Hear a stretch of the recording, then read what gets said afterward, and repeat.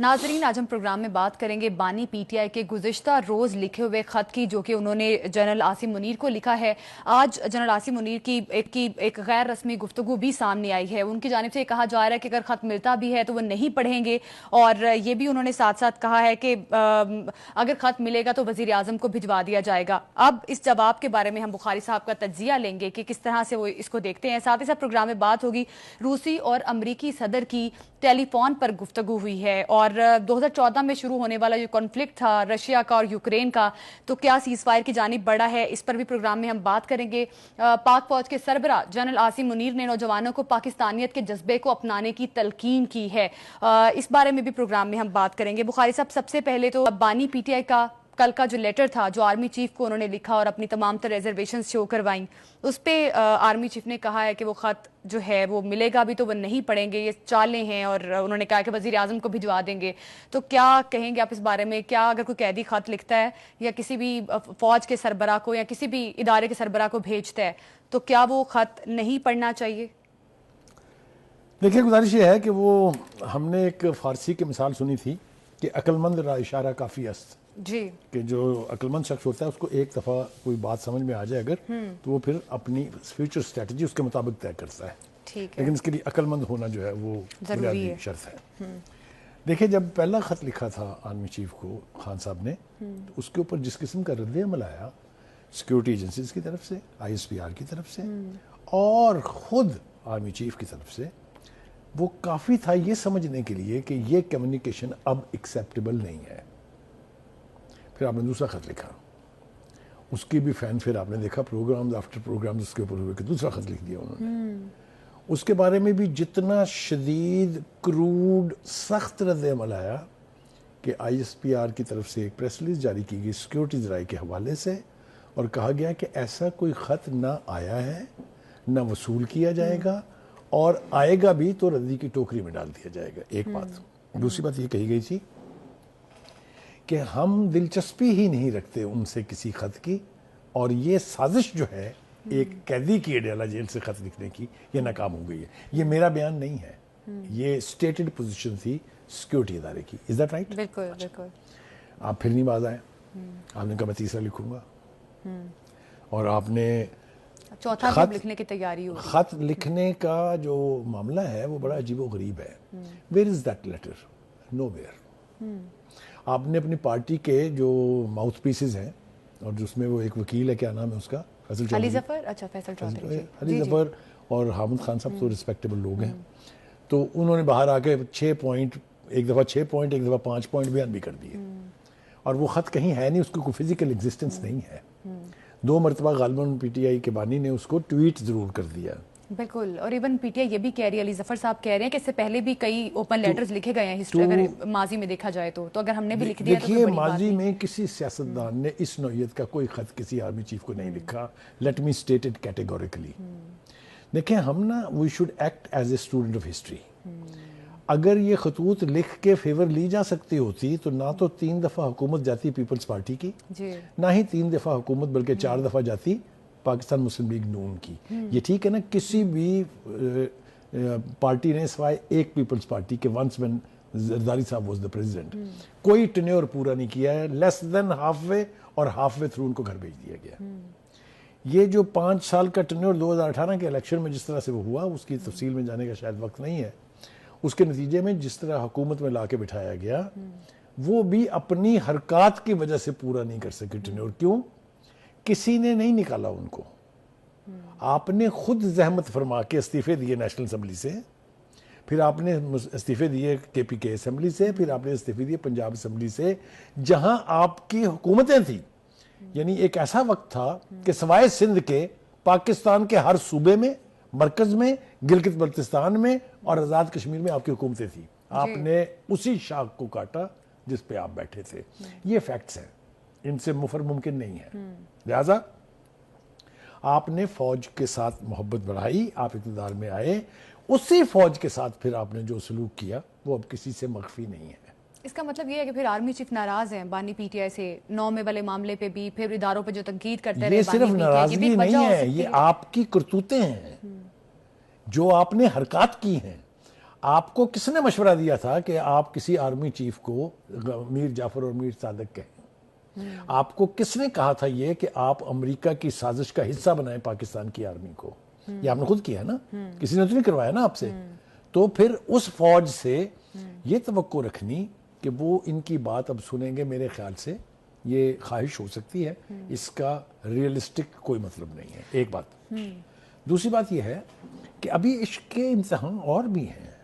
ابھی تو جنرل فیاض حمید کے کورٹ مارشل کا فیصلہ آنا ہے. اچھا، ابھی تو وہ پرتیں کھلنی ہیں جو ابھی کسی کو پتہ نہیں ہے، اور وہ بہت خوفناک ہیں. یہ میں آپ کو بتا رہا ہوں وداؤٹ نوئنگ کہ اس کے کانٹینٹس کیا ہیں.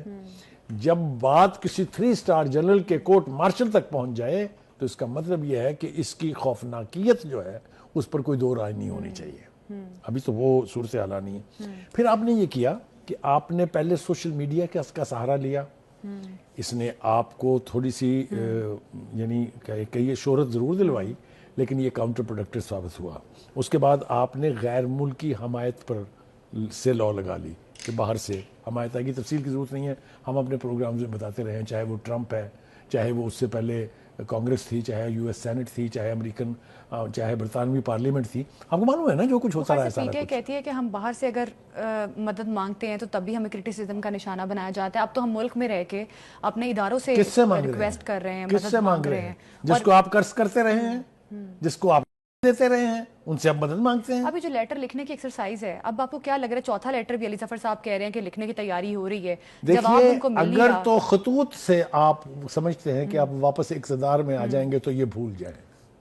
میں آپ کو وثوق سے کہہ رہا ہوں، کوئی غیر ملکی قوت، چاہے وہ امریکہ ہے چاہے وہ برطانیہ ہے، وہ کسی انڈیویجول کے ساتھ اور کسی انڈیویجول پارٹی کے ساتھ اپنے تعلقات کو منحصر نہیں کرتے ہیں. وہ حکومتوں کے ساتھ اور خاص طور سے ملٹری اسٹیبلشمنٹ کے ساتھ اپنے تعلقات بڑھاتے ہیں. بخاری صاحب، بانی پی ٹی آئی نے جس طرح سے آرمی چیف کو خط لکھا ہے، پہلا لکھا کوئی جواب نہیں ملا، دوسرا تیسرا کوئی جواب نہیں ملا، تو یہ پریڈکٹیبل تھا کہ شاید وہاں سے جواب نہیں آئے گا. جس طرح سے اداروں کو وہ تنقید کرتے رہے، تو بخاری صاحب پھر اس کا مطلب ہے کوئی فائدہ تو نہیں ہے. پھر بانی پی ٹی آئی اپنی سیاست کو کمزور کر رہے ہیں اس قسم کے حربے استعمال کر کے. میں نا اسی طرف آنا چاہ رہا تھا. آپ نے بالکل صحیح سمت میں اشارہ کیا ہے کہ جب ایک شخص آپ کا نہ خط پڑھنا چاہتا ہے، نہ وصول کرنا چاہتا ہے، اور یہ کہہ رہا ہے کہ اگر آپ نے مجھے خط لکھا بھی اور آیا بھی، ابھی تک تو آیا ہی نہیں نا کوئی، تو وہ میں پرائم منسٹر کو بھیج دوں گا، جو کہ اس ادارے کی، اس آئینی ادارے کی سٹیٹڈ پوزیشن ہے کہ ہم غیر سیاسی ہیں. آپ نے سیاسی بات کرنی تو حکومت سے کریں،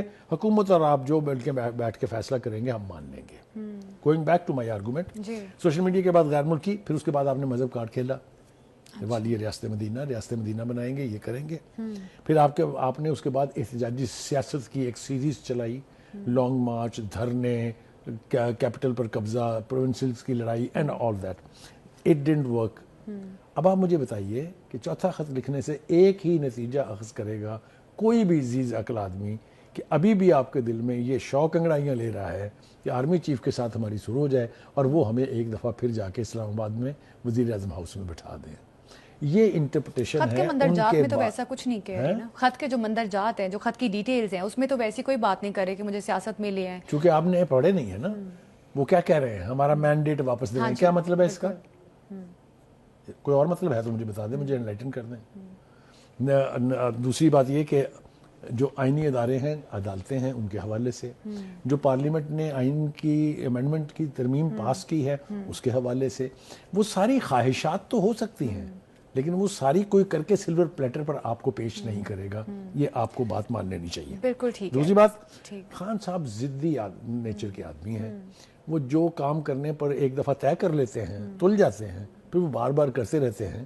تو ان کے خط لکھنے کی وجہ مجھے سمجھ میں آ رہی ہے کہ آپ ایک نہیں پڑھیں گے، دوسرا نہیں پڑھیں گے، تیسرا نہیں پڑھیں گے، میں چوتھا لکھوں گا، میں پانچواں لکھوں گا. پڑھنا تو پڑے گا. ان کا خیال یہ ہوگا کہ نہیں ہوگا وہ بعد میں دیکھی جائے گی. ٹھیک ہے جی. وہ بھی بلیو کر رہے ہیں نا کہ کوشش کرتا جاؤں گا، کوشش کرتے جائیں، ٹرائی اگین کچھ راستہ نکل آئے. خیر بخاری صاحب، it may work elsewhere but it never works with military establishment. Let us be honest. اچھا بخاری صاحب، اب پی ٹی آئی کے اندر جو توڑ پھوڑ اور پی ٹی آئی کے اندر جو معاملات ہو رہے ہیں، پی ٹی آئی سے نکالے جانے پر شیر افضل مروت نے بھی خاموشی توڑ دی ہے اور انہوں نے بھی ایک طویل بیان جاری کی ہے.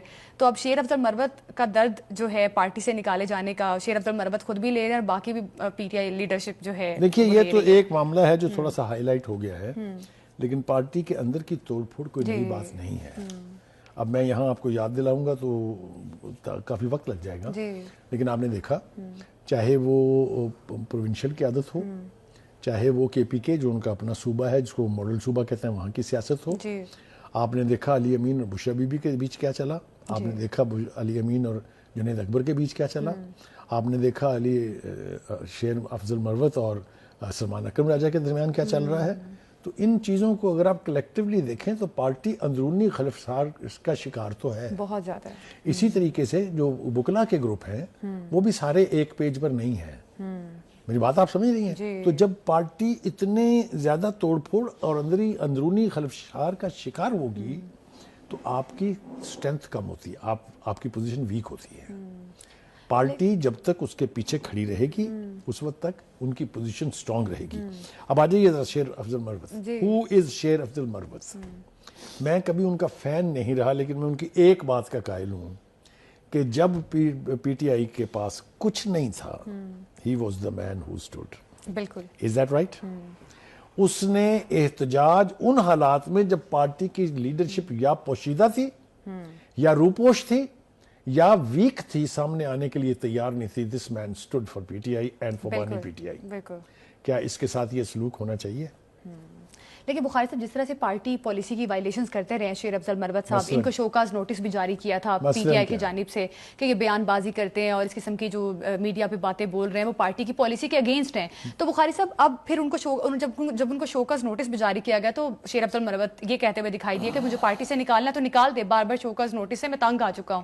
تو پھر یہ تو میرا خیال ہے اپنے پاؤں پہ خود کلہاڑی مارنے والی بات ہے. تو آپ خود ہی کہتے رہے ہیں کہ آپ کو فرق نہیں پڑتا. جس شخص کا پارٹی کے لیے کنٹریبیوشن ہوتا ہے, جس نے صعوبتیں برداشت کی ہوتی ہیں, جو اسٹیڈ فاسٹ کھڑا ہوتا ہے دا پاور دیٹ بی کے سامنے, اس کا کوئی نخرہ, کوئی مان, کوئی اس کا یعنی حق جو ہے وہ تسلیم کیا جانا چاہیے نا. اس کے خلاف اگر آپ سازشیں کریں گے تو وہ پھر چیخے گا نا. چیخا وہ ہر بات ٹھیک ہے, بار صحیح چیخا ہے. اچھا. لیکن پارٹی کے اندر چونکہ ان کی پذیرائی اتنی زیادہ نہیں ہے, لہٰذا یہ پہلی دفعہ نہیں نکالے گئے. اس سے پہلے شوکاز نوٹسز کا آپ خود ذکر کر رہے ہیں. تو ایک گروپ ہے شاید جو ان کے خلاف ہے. پہلے انہوں نے یہ بات رکھی تھی جنید اکبر پر, لیکن جنید اکبر کا بیان پڑھ کے میں تو حیران ہوں. I'm pleasantly surprised. وہ یہ کہتے ہیں کہ نہیں, اس جیسا آدمی تو ہمیں چاہیے. اس کا تو کنٹریبیوشن پارٹی کے لیے بہت زیادہ ہے. میں تو بانی پی ٹی آئی سے جا کے اپنی رائے کا اظہار کروں گا کہ نہیں, ان کو پارٹی میں رکھے. اچھا, اب اسی طرح کی گفتگو علی امین گنڈا پور نے بھی کی ہے. وہ کہتے ہیں میں آج ملا ہوں تو میں نے بھی شیر افضل مروت کے حوالے سے بات کی. شہریار آفریدی صاحب نکل آئے ہیں, انہوں نے کہا ہے کہ جناب یہ تو میرے سامنے بات ہی نہیں ہوئی, میں تو تھا وہاں, ایسی تو کوئی بات ہی نہیں ہوئی ہے. تو یہ دیکھیں نا, جب پارٹی کے اندر سے اتنی ووکل وائسز, کنٹراڈکٹری وائسز آئیں گی تو پارٹی کی ویکنس جو ہے وہ ایکسپوز ہو جاتی ہے. ود پارٹی چیئرمین اور پارٹی بانی ان جیل, باہر کے لوگوں کو اپنی یونٹی نہیں خراب ہونے دینی چاہیے. پارٹی یونائٹڈ رہے گی تو بانی پی ٹی آئی کا کیس بھی سٹرونگ ہے اور ان کی کیمپین بھی. اب شیر افضل مروت کو کیا لگ رہا ہے, اگر یہ بانی پی ٹی آئی سے بات کرتے ہیں تو بانی پی ٹی آئی اپنے فیصلے کو انڈو کر سکتے ہیں, واپس لے لیں گے فیصلہ, یو ٹرن. وہ تو صبح جو کچھ کہیں, شام کو کچھ کہیں, اور اگر ان کے من میں آئے تو دوپہر کو کچھ کہیں, تو وہ سمجھتے ہیں یہ کوالٹی ہے آدمی میں. تو مجھے لگتا یہ ہے کہ یہ شاید یہ فیصلہ ان کو واپس لینا پڑے گا. اور دوسری بات یہ کہ خطوں کے حوالے سے ایک بات مجھے بڑی عجیب لگی, وہ آپ نے ذکر نہیں کیا اس کا, وہ یہ کہ آج کل جن کے ساتھ نئی سیاسی افیلیشن, ویسے سیاسی زبان میں اس کو کہتے ہیں نئی فلرٹیشن جو چل رہی ہے جے یو آئی کے ساتھ, اس کے جو بڑے سینئر لیڈر ہیں کامران مرزا, انہوں نے بھی یہ کہا ہے کہ جی آرمی چیف کو تو خط لکھنا نہیں چاہیے تھا. یہ بات اصولی طور پہ ڈھنگ کی ہے.